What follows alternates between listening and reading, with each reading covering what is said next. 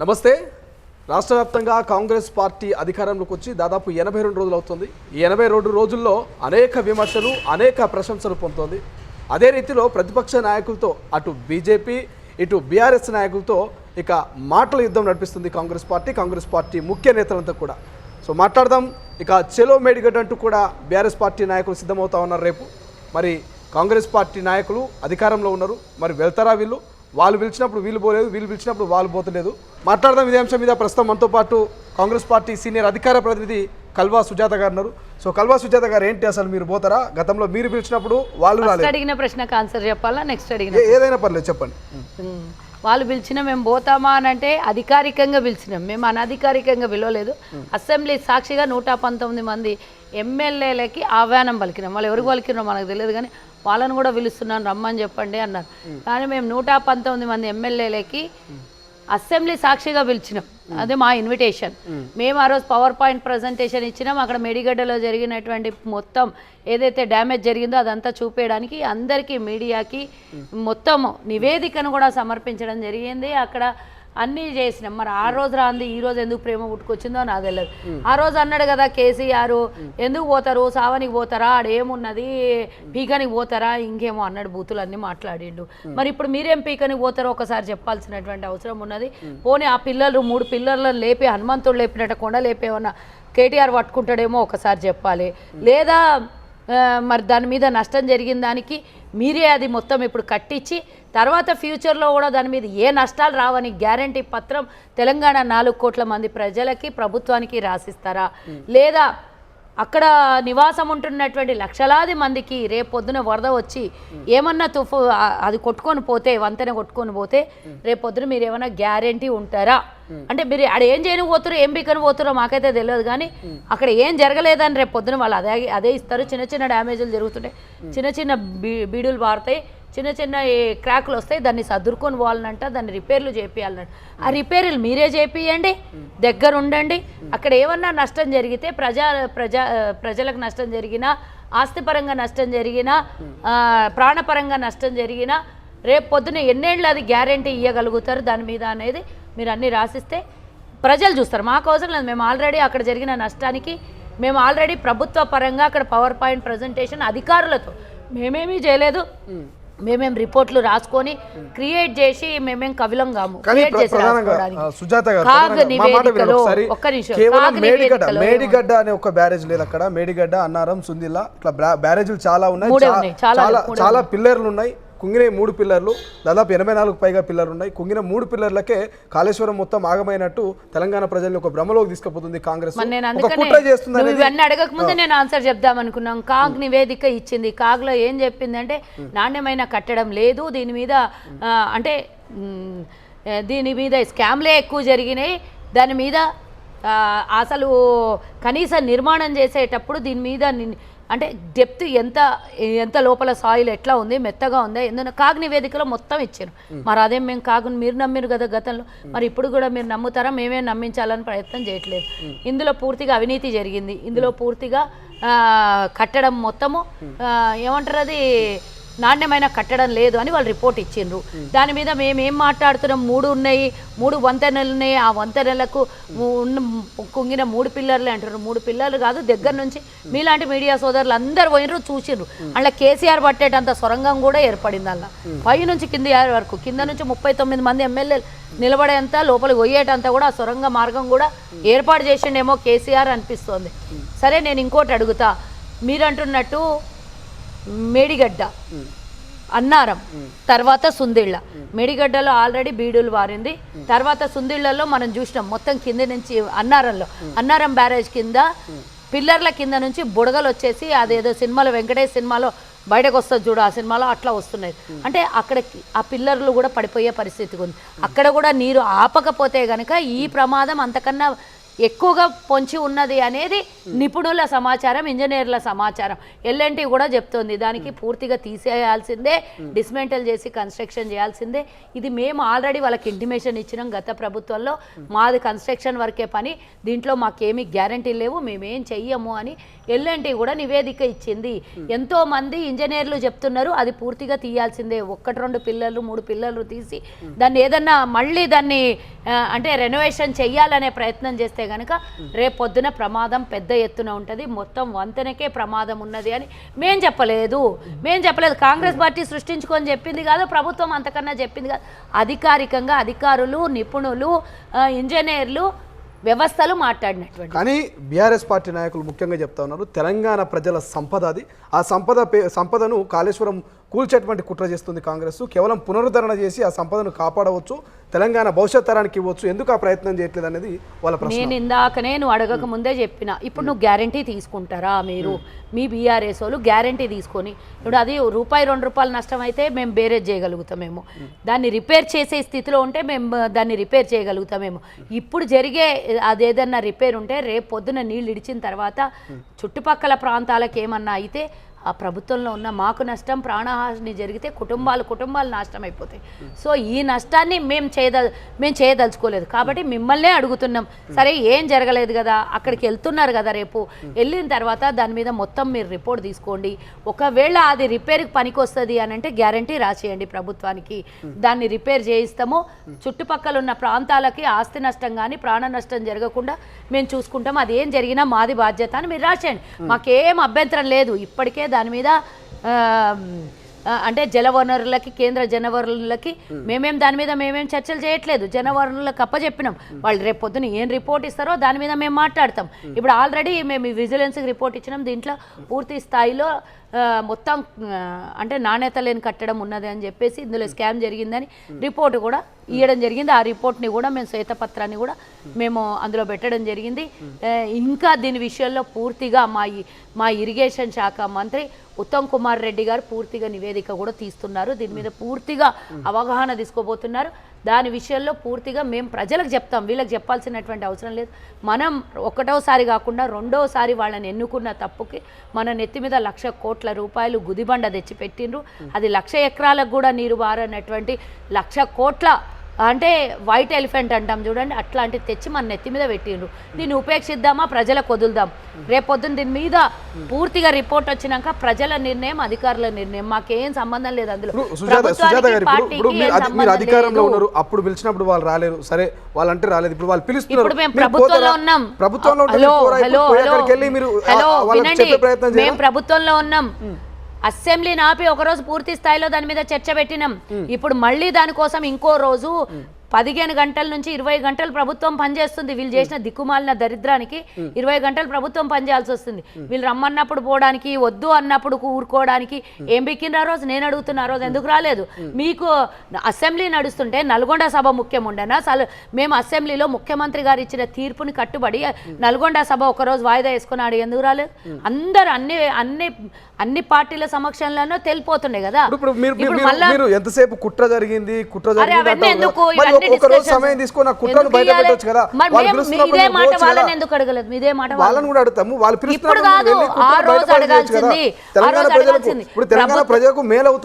ప్రభుత్వం మాట ప్రతిపక్షం వినాలనా లేదా? అది కూడా తప్పు చేసినోడు వినాలనా లేదా?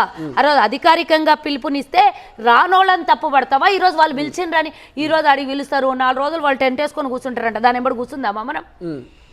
విహార యాత్రకు పోతారంట, పోదామా మనం?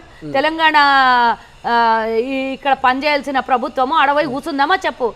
వాళ్ళు టైంపాస్ చేయని పోతుంటే వాళ్ళ ఎంబడి మనం పోదామా చెప్పు? మీరు ఎట్లా చెప్తే అట్లా చేస్తాం. మరి పని పక్కకు పెట్టేసి ప్రజాపాలన పక్కకు కట్టి మూటగట్టి పక్కకు పెట్టి 4 రోజులు వాళ్ళతో విహారయాత్రలకు పొమ్మంటే మరి ప్రభుత్వం కూడా 15-20 గంటలు పనిచేసి అలసిపోయినరు. మరి మంత్రులు, ఎమ్మెల్యేలు, అధికారులు ఆడికన్నా తీసుకుపోండి. మరి మీరందరూ కలిసి మీడియా సోదరులంతా ప్రజల పక్షాన మీరు మాట్లాడుతున్నారో లేకపోతే మీడియా ఇంట్రెస్టో నాకు తెలియదు, లేకపోతే బీఆర్ఎస్ ఇంట్రెస్టో వాళ్ళకి చెప్పమనండి. ప్రజాపాలన వదిలేసి ఒక రోజు మొత్తానికే అక్కడ పోదామంటే పోదాం, మరి ఎట్లా చేద్దామంటే అట్లా చేద్దాం. వాళ్ళు ఎట్లా చెప్తే, ప్రతిపక్షం చెప్తే ప్రభుత్వం వినాల్సి వచ్చిన టైంలో వింటాం.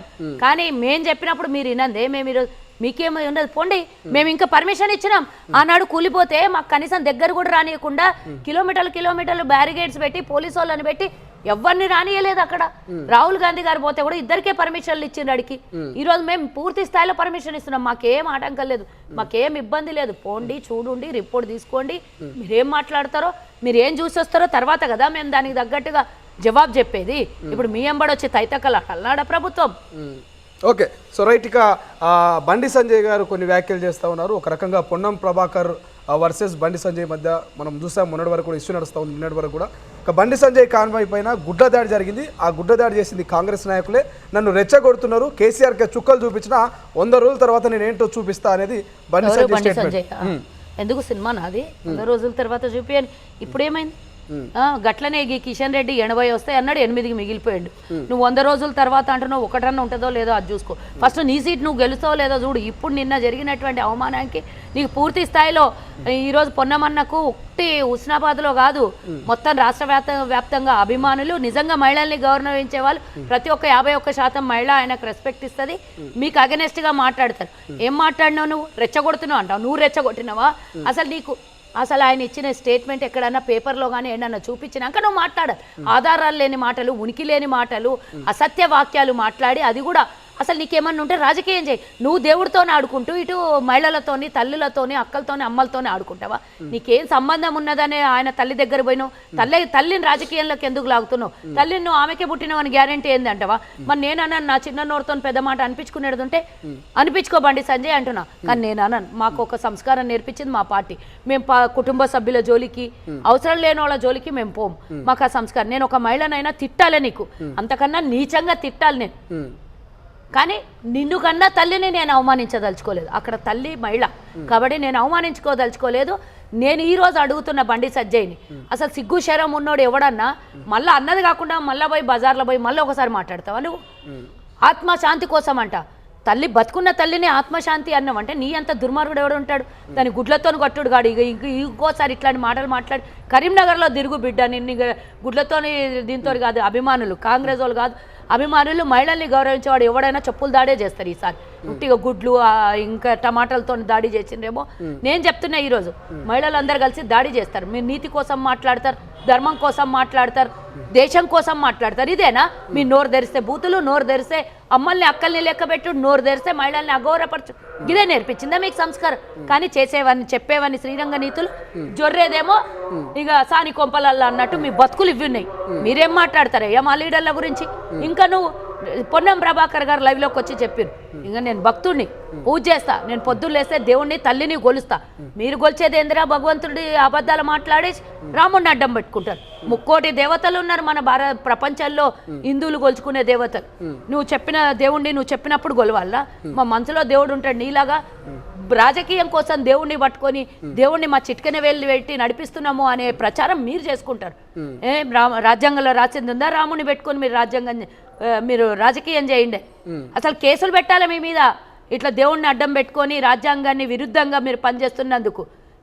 వాడొకడేమో వాడెవడో మాట్లాడతాడు, అరవింద్ బీజేపీకి ఓటేయనోడంట నరకానికి పోతాడంట. అసలు మీ మొక్కలకు ఓటేస్తే నిజంగానే నరకానికి పోతాం మేము. నేను ఇందాక చెప్పిన కదా ఆ మాట, మళ్ళీ రిపీట్ చేయదలుచుకోలేదు. కేవలం ఫేసులేమో దేశం కోసం, ధర్మం కోసం.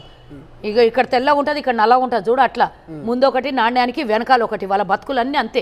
ఎవడెవడైతే ఇట్లా చెత్త మాటలు మాట్లాడతాడో, కొంతమంది మంచోళ్ళు ఉండొచ్చు, వాళ్ళందరినీ నేను విమర్శించదలుచుకోలేదు. అన్ని వ్యవస్థలలో మంచోళ్ళు చెడ్డోళ్ళు ఉంటారు, కానీ పూర్తిగా ఇలా 75% గలీజోళ్ళు తప్ప, గలీజోళ్ళు అంటున్నాను నేను, చెడ్డోళ్ళు అనట్లేదు, గలీజోళ్ళు తప్ప మంచోళ్ళు ఉండరు. మేము ఏదన్నా డిస్కషన్ చేస్తే దాని కింద మహిళలకి ఎంత అఘోరంగా మాట్లాడతారంటే ఇంకా నేను చెప్పను. నాలాంటి వాళ్ళని, మహిళల్ని ఎవరిని పడితే వాడు ఇష్టం వచ్చినట్ల వల్గర్ లాంగ్వేజ్. ఏంద్రా మీకు సంస్కారం ఇదే నేర్పించిందా? ఇదేనా మీ దేశం కోసం, ధర్మం కోసం, హిందూయిజాన్ని బతికిస్తామనే మాటలు? హిందూయిజాన్ని బతికించేటోడు సాటి మహిళల్ని తిడతారా? హిందూయిజాన్ని బతికించేటోడు సోషల్ మీడియాలో నెత్తి మీద రూపాయి పెడితే 10 పైసల రూపాయికి చిల్లి గవ్వకు కూడా పనికిరాని వెధవాళ్ళందరూ ఇష్టం వచ్చినటువంటి కామెంట్లు చేస్తారు. మీదేంద్రా మీ బతుకులు మీరు మాట్లాడేది? పొన్నం ప్రభాకర్ గారు ఈరోజు ఆయన చెప్పిండు, క్లియర్గా చెప్పిండు, నేను నాన్ వెజ్ కూడా తినా, నేను పొద్దున్న లేస్తే దేవుణ్ణి మొక్కుతా, తల్లిని గౌరవిస్తా, పొద్దున్న లేస్తే తల్లి ఆశీర్వాదం తీసుకొని పోతా అని చెప్పిండు. మరి నువ్వు పొద్దున్న లేస్తే ధర్మం కోసం, హిందుత్వం కోసం మాట్లాడినావు, మరి నాన్ వెజ్ తిన, నాన్ వెజ్ తిని దొంగ పనులు చేస్తున్నావు నువ్వు, ధర్మం కోసం అని అంటున్నావు. నేను చూపిస్తాను. ఇదే బండి సంజయ్కి రాత్రి అర్ధరాత్రి ఎందుకు పదవి బీకేషన్ అడుగు, అక్కడ రాత్రి జరిగిన వ్యవహారం ఏందో అడుగు, ఆయనకి వీళ్ళు చేసే లంగపనులు ఏందో అడుగడా. పాదయాత్ర పేరు మీద ఆయన చేసినవన్నీ రాత్రి ఎవరి మీద పాదయాత్రలు అదేమో అన్నాడు కదా విజయ్, అదేదో పెట్టుకుంటాడు కదా అప్పుడు పాదయాత్ర పేరు. ఆ పాదయాత్ర ఎవరి మీద దండయాత్రను అడుగు ఒక్కసారి. జరిగినవన్నీ ఏందో దాని వెనకాల చెప్పు. నేను ఒక మహిళగా సిగ్గుపడుతున్నా చెప్పడానికి. ఎవరింట్లోనే ఉండి ఇండ్లు గుంజుకొని పదవి ఇప్పిస్తాని అధికార ప్రతినిధి ఇప్పించి 2 ఇండ్లు మరి కథం పట్టించండి. ఉన్నాయా ఆధారాలు కాల్వచ్చు చేస్తానా ఒట్టినే మరి అడుగుండి ఆరోపణలు చేస్తున్నా బండి సంజయ్ ఆరోపణ ఎందుకు చేస్తున్నా వాళ్ళని అడుగు. బీజేపీ దగ్గర ఉన్నాయి ఆధారాలు బీజేపీలే నాకు చెప్తున్నారు, నిన్న ఫోన్లు చేసి బీజేపీలే చెప్తున్నారు. ఏమైనా ఆడియో కాల్స్ ఉన్నాయా లేకపోతే మీరు కూడా అట్టినే బీజేపీ లెక్క నాకేం పర్లేదు, నేను చూసినా నన్ను ఎప్పుడన్నా ఆరోపణలు చేసే వ్యక్తి కల్వ సుజాత కాదు, వాస్తవాల్ని మాట్లాడే కల్వ సుజాత కాంగ్రెస్ వ్యక్తి. నేను ముఖ్యంగా మహిళల జోలికి వస్తే చూపించాడు సంగతి నాది. నా సంగతి మీకు అందరు క్లియర్గా తెలుసు. పుట్టిగా నాకు ఎవడో కింద కామెంట్ చేసిండని భయపడే సుజాత కాదు, ఇక్కడ వాస్తవాలు తెలివందే నేను మాట్లాడాను. ముక్కు తుమ్మితే ముక్కుడిపోయినట్టు కాంగ్రెస్ ప్రభుత్వం పార్లమెంట్ ఎన్నికల తర్వాత ఉండొచ్చు ఉండకపోవచ్చు అంటూ బీజేపీ నాయకులు లక్ష్మణ్ గారు అంటారు. ఏపీ వారిని లక్ష్మణు నేను అనుకున్నా, రాముడి పక్కన నిలబడే లక్ష్మణుడి అమాయక చక్రవర్తివి అనుకున్నాను. కానీ నీకు కూడా ఇన్ని ఏకశకలనే అని నాకు తెలియకపోయే. మొన్నటిదాకా నేను అమాయకునివి, కేవలం మీ పార్టీని తాకట్టు పెట్టి ఆ తాకట్టుతో వచ్చిన పైసలతోనే మీరు బతుకుతున్నారు అనుకుంటున్నాను నేను ఇడ. కానీ పక్క పార్టీ వాళ్ళని కూల్చేస్తాము, పక్క పార్టీ తుమ్మితే దగ్గితే ఊడిపోతుంది అని అన్నోనికి నేను చెప్తున్నా. రోడ్డు మీద ఈడ్చి కొడతామని చెప్తున్నా. ఎవడైనా పర్వాలేదు, మా పార్టీ పోతుంది అని అంటే ఈ దొంగ వెదగలు, ఈ దొంగలు ఏం మాట్లాడుతారు? ఎందుకు ఊడిపోతుంది, ఎందుకు పోతుంది? నిన్న హిమాచల్లో చేసినట్లు అనుకున్నారా? దొంగ నా కొడుకులు 6 మంది ఎమ్మెల్యేలని కిడ్నాప్ చేసిపోతారు. ఇదే నా దేశంలో చేస్తుంది. ఎమ్మెల్యేలకే రక్షణ లేకపోతే, ప్రాణహాని ఉంటే ఈరోజు దేశంలో మీరు మళ్ళీ ఒకసారి వీళ్ళని గెలిపేయాలండి. ఇప్పటిదాకా ఎవడున్నాడు? మీరే ఉన్నారు కదా, మళ్ళీ ఒకసారి గెలిపేయాలండి. ఎప్పటికి గెలిపేయాలి? ఇప్పటిదాకా 10 రాష్ట్రాలని కూల్చేసిండ్రు. మళ్ళీ అమిత్ షా అంటాడు అక్కడ హిమాచల్ ప్రదేశ్ కూలిపోబోతుంది అంటే మీకు ముందే తెలుసా? కూల్చేస్తున్నారు మీదే అని మీరు ఒప్పుకున్నట్టే కదా, మీడియా సాక్షిగా ప్రజల సాక్షిగా ఒప్పుకున్నారు. ఇదే నా దొంగ పనులు చేస్తారు. అస్సలు ఫస్ట్ ఈ దొంగలను అందరినీ అరెస్ట్ చేసి లోపల పడేది. ప్రభుత్వాన్ని ప్రజలు ఇచ్చిన తీర్పుని కాదని వీళ్ళు ప్రభుత్వాన్ని కూల్చేస్తున్నారు దొంగలు. ఈరోజు నేను చెప్తున్నా, దేశ ద్రోహుల కన్నా దేశం ప్రపంచంలో ఆనాడు బ్రిటిషోడి కన్నా డేంజర్ ఎవరన్నంటే బీజేపీ దొంగలు. బ్రిటిషోడి కన్నా డేంజర్ ఎవరన్నంటే బీజేపీ. రైట్. ఇక బాల్కా సుమన్ నిన్న ప్రెస్ మీట్ పెట్టి ఒక వ్యాఖ్యలు చేసిండు. సో రాహుల్ గాంధీని ప్రధాని అభ్యర్థిగా ప్రకటించి లోక్సభ ఎన్నికలకు పోతే కనీసం ప్రతిపక్ష హోదా కూడా దక్కదు, పార్లమెంట్లో 50 సీట్లు కూడా రావనేటువంటి స్టేట్మెంట్ ఇచ్చారు. సో దీనికి ఏం చెప్తారు? ఏకీభవిస్తారా మీరు? వాళ్ళ నాయకుడేమో వర్కింగ్ ప్రెసిడెంట్ ఏమో రేవంత్ రెడ్డికి ముఖ్యమంత్రి అభ్యర్థిగా ప్రకటిస్తే డిపాజిట్ 30 సీట్లు కూడా రాకుండే అని చెప్పిండు. మరి మీ నాయనకేందో ముఖ్యమంత్రి అభ్యర్థిగానే ప్రకటించుకున్నారు కదా, మరి మీదెందుకు 39 వచ్చింది? 3వసారి ముఖ్యమంత్రి 95 వై నాట్ 105 అన్నోళ్ళు మీరు. ఏమైంది? మీ కథ ఏంది? రేవంత్ రెడ్డి గారిని ముఖ్యమంత్రిగా ప్రకటించకపోతేనే 64 సీట్లు వచ్చినాయి. రేవంత్ రెడ్డి గారి కనుక ముఖ్యమంత్రి అభ్యర్థిగా ప్రకటించింటే నువ్వు ఏదైతే వై నాట్ 95 to 105 అన్నో చూడు గది వస్తుండే, నీకు 10 సీట్లు కూడా దిక్కు లేకుంటుండే. అడ్డిమార్ గుడ్డి దెబ్బతో గెలిచినవన్న కేటీఆర్కి నేను సమాధానం చెప్తున్నా. ఇంకా ఆడ ఈడ హైదరాబాద్లో పెద్దవి జరిగిందంట. నాకు పెద్ద వాళ్ళు బీజేపీ వాళ్ళే చెప్పిండ్రు. ఈడ హైదరాబాద్ చుట్టుపక్కల మొత్తం హైదరాబాద్లో ఉన్నది మొత్తం ఈవీఎంలు ట్యాంపరింగ్లు జరిగినాయంట. లేకపోతే కాంగ్రెస్కి ఇన్ని సీట్లు వచ్చే, చుట్టుపక్కల అన్ని రూరల్ ప్రాంతాలలో ఇన్ని సీట్లు వస్తే హైదరాబాద్లో ఎందుకు రాలేదు? వాళ్ళు ఇక్కడ మొత్తం హైదరాబాదు వెళ్దాము, మాకు ఊర్లలో అయితే మాకు పెటెంట్ ఓట్లు ఉన్నాయి, రైతు బంధు, మాకు పెన్షన్లు ఉన్నాయి, అవి పడతాయి, హైదరాబాద్లో కబ్జా పెడదామని హైదరాబాద్లో ఈవీఎంలు ట్యాంపరింగ్ చేసిండ్రు అనేది వచ్చింది. అది కూడా దిక్కు లేకుండా ఉంటే హైదరాబాద్లో కూడా గుడ్డిసున్న అవుతుండే మీ బతుకులకి. ఇవన్నీ చేసి గెలిచినోడు మా రేవంత్ రెడ్డి గారు అడిగండి. నేను ఆ మాట మాట్లాడాను, బాగోదు ఆ మాట నేను అంటున్నా. నువ్వు ఓడివో నువ్వు తేల్చుకో ఫస్ట్. నేను రాహుల్ గాంధీ గారిని ప్రధానమంత్రిని ప్రకటించానంటే ఫస్ట్ మీ దేశ్కి నేత అన్నాడు కదా, దేశ్కి నేత అన్నాడు కదా. మరి మాదైతే కాంగ్రెస్ కుటుంబము, మేము ఏనాడు కూడా పలానోడు ముఖ్యమంత్రి, పలానోడు ప్రధానమంత్రి అని ప్రకటించుకొని మేము ఎన్నికలకు పోలేదు. మీ వాళ్ళే ప్రకటించుకుంటారు కదా దేశ్కి నేత. తిరిగి వస్తున్నాడు దేశ సంచారకుడు అని టీఆర్ఎస్ని బీఆర్ఎస్ చేసినప్పుడు పేరేంది మన మాజీ ముఖ్యమంత్రి పేరు కేసీఆర్ దేశ్కి నేత అవుతాడంట. అవసరం వస్తే చక్రం తిప్పేసి దేశంలో ప్రధానిని ఎవరు డిసైడ్ చేయాలనో ఆయన్నే డిసైడ్ చేస్తారంట. ఎవరు కావాలో ఆయన్నే డిసైడ్. మరి ఇప్పుడు ప్రకటించమని ప్రధానమంత్రి మా నాయకుడిని నువ్వు చెప్తే మేము ప్రకటించేది. నీ నాయకునికి చెప్పు, నువ్వు చెప్పురా వెదవా. మర్చిపోయారా కేసీఆర్ మాజీ అవును ముఖ్యమంత్రి మరి. 10 ఏళ్ల పాటు మర్చిపోవాలని తెలంగాణ ప్రజల్లాగా మేము కూడా మర్చిపోయారా కాల్వ సుజాత? అమ్మో ఆ పేరు గుర్తుంచుకుంటే భయం అవుతుంది. ఆ భయం అవుతుంది. ఎందుకు భయం అవుతుంది అంటే నీ పేరు తీస్తేనే 7 లక్షల కోట్లు అప్పులు గుర్తొస్తాయి, నీ పేరు తీస్తేనే నువ్వు చేసిన స్కాములు గుర్తొస్తాయి, నీ పేరు తీస్తేనే కాలనాగు లాంటి కాళేశ్వరం గుర్తొస్తుంది, నీ పేరు తీస్తేనే ఒక్క సంవత్సరంకు సరిపడా రాష్ట్ర బడ్జెట్ని 2,88,000 కోట్ల రూపాయలు లెక్కపత్రం లేకుండా అధికారులకు కూడా తెలియకుండా ఉపయోగించుకున్న డబ్బులు గుర్తొస్తాయి. అసలు లక్షల కోట్లు విలువ లేనటువంటి దొంగ విధవల పేర్లు దలుచుకోవాలంటే భయము బాధ 2 అవుతున్నాయి. తెలంగాణ ప్రజలు కూడా పేరు మర్చిపోవాలనుకుంటున్నారు. ఎందుకు అంటే తీసుకొని పోయి ఊచలు లెక్క పెట్టియాలి, ఊచలు లెక్క పెట్టేయడం కాదు, వీళ్ళు తిన్నది కక్కియాలని తెలంగాణ ప్రజలు అనుకుంటున్నారు. కాబట్టి ఆ పేరు పొద్దులేసి తలుచుకుంటేనే 4 కోట్ల మంది ప్రజలకు హాని అని భయం అవుతుంది. కాబట్టి మర్చిపోవాలని మేము ప్రయత్నం చేస్తున్నాం. ప్రయత్నం చేసినా ఆ దుర్మార్గుడు చేసిన ఏదైనా మంచిదంటే జల్లి మర్చిపోతాం, చెడ్డది అంత ఈజీగా మర్చిపోం కదా. కాబట్టి రోజు నిద్రలో కూడా ఏంది రాష్ట్రాన్ని 7 లక్షల కోట్ల అప్పులు చేసేసి వదిలేసిండు, ఏంది నిన్న కాదు మొన్న పేపర్లో వచ్చే 2,88,000 కోట్లు లెక్క పత్రాలు లేకుండా వాడుకున్నారంట. దొబ్బి తినేసాను. వాడు ఎవడో ఉన్నాడు చూడు ఐఏఎస్ ఆఫీసర్, శనగలు బఠానీలు తిన్నట్ల 9 కోట్ల రూపాయలు చాక్లెట్ల బిస్కెట్లకు తినేసిండాడు, చాయ్ బిస్కెట్లకి. సోమేష్ కుమారో ఎవడో వెదముండా కొడుకులు అందరూ అట్లా తినేసిండ్రు. ఇక రాష్ట్ర ఖజానాన్ని ఇట్లా ఖాళీ చేసినటువంటి దొంగలు ఏంది? కల్వ సుజాత గారు, కాంగ్రెస్ పార్టీ అంటేనే స్కామ్లు, కాంగ్రెస్ పార్టీ అంటేనే ఇక బ్రోకర్లు, ఈ అవినీతి అనేటువంటి రీతిలో బీఆర్ఎస్ పార్టీ నాయకులు ప్రచారం చేస్తారు. సో దళారీ వ్యవస్థ వస్తుంది అంటూ కూడా గతంలో వాళ్ళు కామెంట్ చేస్తారు. పోనీ మీరైనా నీతిగా నిజాయితీగా పనిచేస్తారా తెలంగాణ ప్రజలకు, లేకపోతే గత పాలకులు లెక్క మీరేమైనా దోసుకునేటువంటి ప్రయత్నం చేస్తారు? 2014లో రాష్ట్ర అప్పు ఎంత, మేము ఇచ్చిన మిగులు బడ్జెట్ ఎంత వాళ్ళకి 67,000 కోట్ల అప్పు ఇస్తే 17 కోట్ల మిగులు బడ్జెట్ ఇచ్చినాం. మేము దోసుకుని ఉంటే ఈరోజు నువ్వు చేసినావు చూడు అంతకన్నా 65 సార్లు ఎక్కువ ఉన్నాను. అంటే మేము 65 సంవత్సరాలు మేము పరిపాలించినాం అంటే 11 సార్లు ఎక్కువ ఉంటుండే. నువ్వు చేసిన అప్పు కన్నా 11 సార్లు అదనంగా అప్పు ఉంటుండే, దోచుకునింటే. అభివృద్ధి చేయకపోయినంటే నువ్వు ఒక్క ప్రాజెక్టు కట్టి 1,00,000 కోట్ల రూపాయలు దోచుకొని పోయినావు. మేము నాగార్జున సాగర్, నెట్టంపాడు, భీమా, శ్రీశైలం ఇట్లాంటి ప్రాజెక్టులు నిర్మాణం చేయకపోతుంటే తెలంగాణలో ఉన్న BHAL, HMT ఇట్లాంటివన్నీ IITలు లేదు అని అంటే నిమ్స్లు ఇట్లాంటివన్నీ మేము కట్టకపోతుండే. ఇట్లాంటి అభివృద్ధులు చేయకపోతుంటే ఇంటర్నేషనల్ ఎయిర్పోర్ట్ రాకుంటుండే, అవుటర్ రింగ్ రోడ్ రాకుంటుండే, ఈరోజు హైటెక్ సిటీలు నిర్మాణం జరగకుంటుండే, ఇవన్నీ కాకుంటుండే నీలాగా మింగేస్తే. కానీ మేము జాగ్రత్తగా బడ్జెట్ని జాగ్రత్తగా వాడినాం, ఆ డబ్బుని సక్రమమైన దారిలో వినియోగించడం ప్రజల కోసం. ఈరోజు కట్టిన ఇంద్రమ్మ ఇండ్లు అయినా సరే, ఆనాడు ఇచ్చినటువంటి ఆరోగ్యశ్రీ అయినా సరే, ఆ రోజు ఫీజు రియంబర్స్మెంట్ అయినా సరే, 9 గంటల ఉచిత కరెంట్ అయినా సరే, ఇవన్నీ కాంగ్రెస్ తీసుకొచ్చిందే. మీలాగా దోపిడీ చేసింటే రాష్ట్రం ఎక్కడ పోతుండే?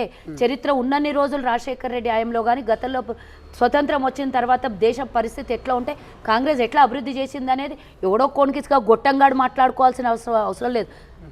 142 కోట్ల మంది జనాభా గుండెలకు తెలుసు కాంగ్రెస్ ఏం చేసింది అనేది. మీదికి చెప్పుకోనంత మాత్రం సరిపోతుందా? ఈరోజు బీఆర్ఎస్ ఓడిపోయినాక అందరు స్వేచ్ఛా వాయులు పీల్చుకొని అమ్మయ్య అని ఎట్లా ఊపిరి పీల్చుకుంటున్నారో దేశంలో కూడా మోడీ ఉన్నంత వరకు ప్రజలు భయపడతారు. ఆ స్వేచ్ఛని ఎప్పుడైతే వాళ్ళు ఓడిపోతారో ఆ రోజు దేశ ప్రజలు కూడా ఇదే విధంగా స్వేచ్ఛా వాయువులు పీల్చుకుంటారు. ఈరోజు రాహుల్ గాంధీ కులగణన చేయమంటుండు, రాహుల్ గాంధీ ఉద్యోగాల నియామకం చేయమంటుండు, రాహుల్ గాంధీ రైతులకి MSP ఇయ్యమంటుండు. మేము ఇవన్నీ మేనిఫెస్టోలో పెట్టబోతున్నాం. రేపు పొద్దున మేము గతంలో బ్యాంకుల్ని జాతీయం చేసినాం, భూముల్ని పంచినాం పేదలకి. మేము ఇవన్నీ చేస్తేనే కదా దేశ నిర్మాణం జరిగింది. 170 సంస్థల్ని తీసుకొని వచ్చినాం. ఊరికే అయిందా? ఊరికే మా పేరు కాంగ్రెస్ అంటే స్కామ్ అని ఆ దొంగలు ఎవడో వాడు మాట్లాడుకుంటే వాళ్ళ డైలాగులు మీరు కాపీ పేస్ట్ చేసి మాట్లాడుకున్నారు. మీకు వాళ్ళకి తేడా వీళ్ళు 10-20 లక్షల కోట్ల అప్పు చేస్తే వాడు 120 లక్షల కోట్ల అప్పు చేశారు. మీకు వాళ్ళకి పెద్దగా తేడా ఉంది. వాళ్ళకి 28 రాష్ట్రాల చేతిలో ఉన్నాయి, మీకు ఒక్క రాష్ట్రం చేతిలో. Same to same. మీకు వాళ్ళకి పెద్ద తేడా ఏంది? వాళ్ళు గుజరాత్లకు అప్పచెప్తున్నావు, నువ్వు రావులకు అప్పచెప్తున్నావు. ఇద్దరేంది చేస్తున్నది ఏంది? దొంగ పనులు కాకపోతే. కల్వ సుజాత గారు, ఫైనల్గా చెప్పండి, 80-82 రోజులు అవుతుంది మీరు అధికారంలోకి వచ్చి. 100 రోజులు 76 రోజులు అయింది వచ్చి. 100 రోజులు 3వ తారీఖు రిజల్ట్ వచ్చింది. 7వ తారీఖు మేము ప్రభుత్వాన్ని ఏర్పాటు చేసాం. 80 రోజులైనా కానీ లేదు, ఏదన్నా 70 రోజులు అనుకుందాం, 60 రోజులు అనుకుందాం, చూస్తున్నారు కదా పాలన. మేము ఇప్పటిదాకానే 11,000 ఉద్యోగాలు నియామకం చేసినాం. కానిస్టేబుల్ నర్సింగ్ పోస్టులు ఇచ్చినాం. 7,500 స్టాఫ్ నర్సింగ్ 7,500 స్టాఫ్ నర్సులు, 11,000 చిల్లర కానిస్టేబుల్స్ ఉద్యోగాలు ఇచ్చినాం, 565 ఇప్పుడు నోటిఫికేషన్లు విడుదల చేసినాం గ్రూప్ 1కి. ఇప్పుడు రేపో మాపో డిఎస్సి 11,000 చిల్లర డిఎస్సి పోస్టుల్ని భర్తీ చేయబోతున్నాం.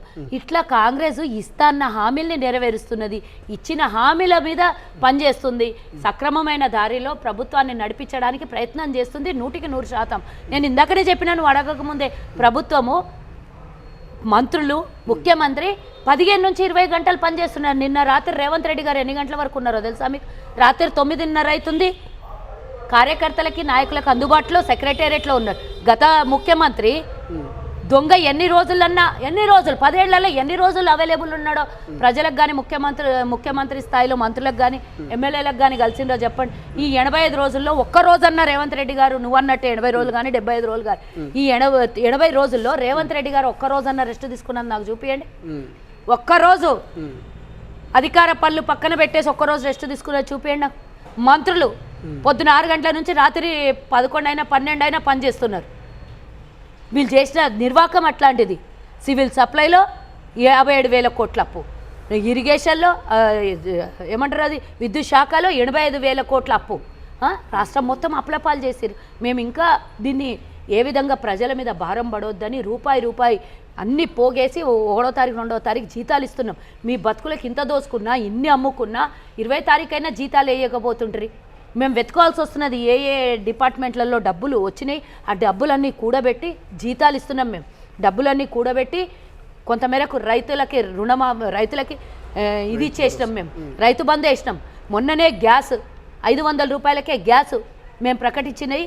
దాంట్లో 4 హామీల్ని నెరవేర్చినాం. 200 యూనిట్లు కరెంటు, ఎవరైతే సంవత్సరం వరకు డేటా తీస్తే సంవత్సరం వరకు 200 యూనిట్లు కరెంటు వాడుకున్నారు, లోపల కరెంటు వాడుకున్నారు. ప్రతి ఒక్క కుటుంబానికి 200 యూనిట్ల కరెంటు ఉచితంగా ఇచ్చినాం. పూర్తి స్థాయిలో 51% ఉన్నటువంటి మహిళలకి ఉచిత బస్సు ప్రయాణాన్ని కల్పించినాం. మీరు గతంలో ప్రైవేట్ ఆసుపత్రులకి డబ్బులు చెల్లించక ఆరోగ్యశ్రీ పక్కన పడితే మేము వచ్చి 10 లక్షల రూపాయలు విద్య వైద్యం ముఖ్యం కదా అని చెప్పేసి ఫస్ట్ వైద్యానికి ప్రియారిటీ ఇచ్చి వైద్యానికి 10 లక్షల రూపాయలు ప్రకటించినాం. ఈరోజు లోటు బడ్జెట్లో ఉన్నా, ఈరోజు మా ఖజానాలో రూపాయి లేకున్నా కూడా మేము ప్రజల వద్ద ప్రజల పాలన చేస్తున్నాం. మా గురించి మీరు మాట్లాడే అర్హత ఏడున్నది? అసలు అరికాలు గోటికి కూడా పనికిరాదు ఈ ప్రభుత్వం. గత ప్రభుత్వము మీరు 10 ఏళ్ల పరిపాలన 100 సంవత్సరాలు ఎన్నికి తీసుకొని పోయారు. మేము 75 సంవత్సరాలు ఈ ప్రభుత్వాన్ని గతంలో 75 ఏళ్లలో 65 ఏళ్ళు నడిపి ఈ స్థాయికి తీసుకొని వస్తే మీరు మళ్ళీ ఒక 75 ఏళ్ళు ఎన్నికి తీసుకొని పోతారు ఈ దరిద్రానికి. మళ్ళీ దీన్ని కూడబెట్టాలి అని అంటే ఇటుక పేరిస్తే ఇల్లు అవుతుంది. బుల్డోజర్ పెట్టి కూర్చేస్తే ఆ గంటలో ఇల్లు కూలిపోతుంది.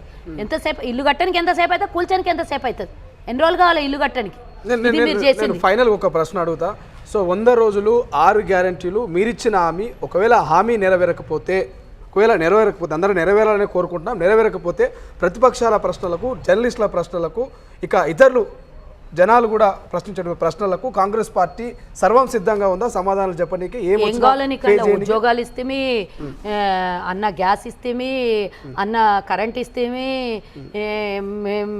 ఆరోగ్యశ్రీ ఇస్తేమి, రైతు బంధు వేయబడితేమి, ఉచిత బస్సు ఇస్తున్నాము, రైతు రుణమాఫీ రేపో మాపో చేస్తాం, మహిళలకు ఇస్తాను 2,500 ఇస్తాం. మేము ఇచ్చిన హామీలు నెరవేరిపోతాయి. మీరెందుకు అంత టెన్షన్ తీసుకుంటారో నాకు అర్థమైతలేదు. కానీ మీరు కోరుకోండి, చెయ్యాలి. ప్రభుత్వం కష్టాల్లో ఉంది, ఈరోజు డబ్బు లేదు. మేము అనవసరమైన ఖర్చుల్ని రూపాయి కూడా వృధా చేయకుండా ప్రజాపాలన కోసం వాడుతున్నాము. ఆ డబ్బుని కక్కిద్దాం మనం అందరం కలిసి పొయ్యి అని చెప్పండి. మీరు అందరూ మమ్మల్ని ప్రశ్నించుడు కాదు. ఆ దొంగలు ఎట్లా తిన్నారు, ఆ దొంగల మీద మనం గురి పెడదాం, దొంగల మీద నిఘా పెడదాం. దొంగలు దోసుకొని పోయినరు, స్పెషల్ ఫ్లైట్ వేసుకొని ఎక్కడన్నా పారిపోతారేమో, వాళ్ళ మీద నిఘా పెడదామని మీలాంటి వాళ్ళందరూ మాకు సహకరించండి. గతంలో జర్నలిస్టులను అవమానపరిచిండ్రు. ఈరోజు జర్నలిస్టులకు రేవంత్ రెడ్డి గారు మా ప్రభుత్వం గౌరవిస్తోంది. మేము చేస్తున్నది ప్రజాపాలన, వాళ్ళు చేస్తున్నది చేసింది కుటుంబ పాలన. మాకు వాళ్ళకి జమీన్ ఆస్మాన్ ఫరక్ ఉన్నది. మాతో వాళ్ళకి పోలిక లేదు.